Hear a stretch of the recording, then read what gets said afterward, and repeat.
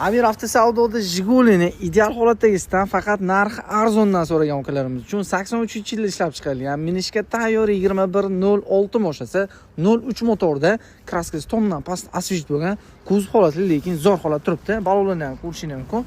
Balonlar ham yaxshi holatda. Salon qismini ukalar ko'rib chiqsam, salonlar ham yaxshi holatda turibdi. Mashinaga chexol, ko'ri-polli solingan ukalar, magnitofon kolonkalargacha ham bor. Gaz, benzinga yuradi, temir gaz balonlar bor, GP ruxsatnomalarigacha ham bor.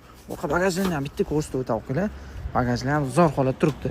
Motor, korobka, ходовой, задний qismlarda ham hech qanaqa muammolar yo'q ekan. O'zingiz uchun bir qator tekshirtirib, prerka qildirib olasizlar. 50 partiyada sizlar xohlagan dokument bo'ladi. Asosiysi ukalar narxi shkanat narx bo'ldi. Atigi $950 baholanadi. $950 ga 83-yil minishga tayyor texnik tomonlama hech qanaqa muammolar yo'q.